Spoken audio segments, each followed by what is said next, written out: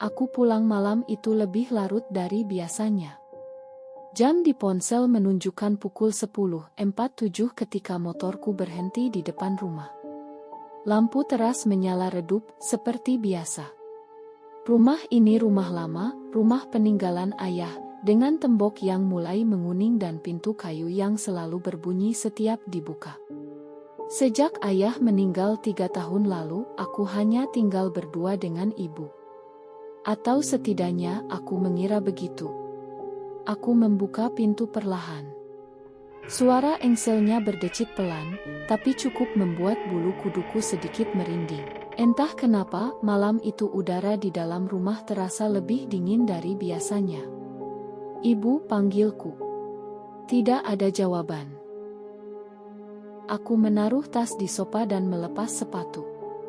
Dari arah dapur, aku melihat lampu menyala. Aku menghela napas lega. Pasti ibu masih terjaga. Kadang beliau memang suka begadang, entah memasak atau sekadar duduk sendiri. Aku berjalan ke arah dapur. Di ambang pintu aku berhenti. Di sana ada ibu. Punggungnya menghadap ke arahku. Rambutnya yang mulai memutih diikat sederhana. Ia berdiri di depan kompor, mengaduk sesuatu di panci. Gerakannya pelan seperti biasa. "Bu belum tidur?" tanyaku. Ia tidak menjawab. Mungkin tidak mendengar. Aku melangkah lebih dekat. "Ibu." Masih tidak ada respon. Tapi sendok kayu di tangannya terus bergerak, beradu pelan dengan panci. Entah kenapa aku merasa ada yang aneh. Bukan wajahnya, karena aku belum melihat wajahnya. Tapi suasananya. Dapur terasa sunyi sekali, padahal kompor menyala. Aku memutuskan untuk tidak mengganggu. Mungkin ibu sedang lelah. Aku berbalik menuju kamarku. Kamar itu berada di ujung lorong, bersebelahan dengan kamar ibu. Saat melewati kamar ibu, pintunya sedikit terbuka. Lampu kamar menyala. Aku berhenti. Di atas ranjang ibu sedang tertidur. Dadaku langsung terasa sesak. Aku melangkah mendekat, memastikan. Ibu terbaring miring, selimut menutupi tubuhnya. Napasnya teratur. Wajahnya terlihat lelah, tapi nyata. Sangat nyata. Tanganku gemetar. Kalau ibu ada di kamar, lalu siapa yang di dapur? Saat itu juga terdengar suara dari belakang. "Nah." Aku membeku. Suara itu suara ibu. Lembut. Dekat. "Tolong ambilkan gula di lemari atas." Itu berasal dari arah dapur. Aku menelan ludah. Kakiku terasa berat. Otakku berusaha mencari penjelasan logis. Mungkin ibu bangun sebentar, lalu kembali tidur. Mungkin aku salah lihat. Dengan langkah ragu, aku menoleh ke arah dapur. Sosok itu masih berdiri di sana. Masih mengaduk panci. Tapi kali ini ia berhenti. Perlahan. Kepalanya berputar ke arahku. Wajahnya mirip ibu. Sangat mirip. Tapi ada yang salah. Matanya terlalu kosong. Senyumnya terlalu lebar. Dan kulit wajahnya terlihat pucat keabu-abuan, seperti tidak dialiri darah. Aku mundur selangkah. "Ibu," suaraku nyaris tak keluar. Ia tersenyum lebih lebar.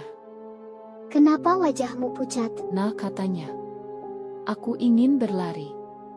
Tapi kakiku tidak mau bergerak. "Sejak kapan kamu pulang?" Lanjutnya. Aku teringat sesuatu. Ayah dulu pernah berkata, kalau bertemu sesuatu yang menyerupai keluarga jangan pernah menjawab pertanyaan mereka. Aku menutup mulutku dengan tangan. Senyumnya perlahan memudar. "Kamu tidak menjawab." Suaranya berubah lebih dalam. Lebih berat. "Kamu tidak mengenali ibumu." Lampu dapur tiba-tiba berkedip. Sekali. 2 kali. Saat lampu menyala kembali, sosok itu berdiri lebih dekat. Terlalu dekat. Aku menjerit dan berlari ke kamar ibu. Aku membanting pintu dan menguncinya. Ibu terbangun kaget. Ada apa? Aku menangis, memeluknya erat. Bu, jangan keluar dari kamar. Ibu bingung, tapi menuruti. Kami duduk bersandar di ranjang, lampu kamar menyala terang. Beberapa menit berlalu. Tidak ada suara apapun. Aku mulai berpikir mungkin aku hanya kelelahan. Hingga terdengar ketukan pelan di pintu kamar. Tok tok tok. Ibu, suara itu memanggil. Aku dan ibu saling menatap. Itu kamu? Tanya ibu dengan suara gemetar. Suara di balik pintu terdiam sejenak. Lalu terdengar tawa pelan. Kalau bukan aku, lalu siapa? Ibu langsung membaca doa dengan suara bergetar. Aku menutup telinga. Ketukan itu semakin keras.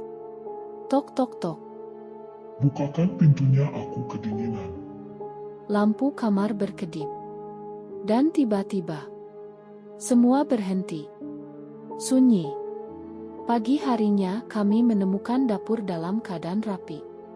Tidak ada panci. Tidak ada kompor menyala.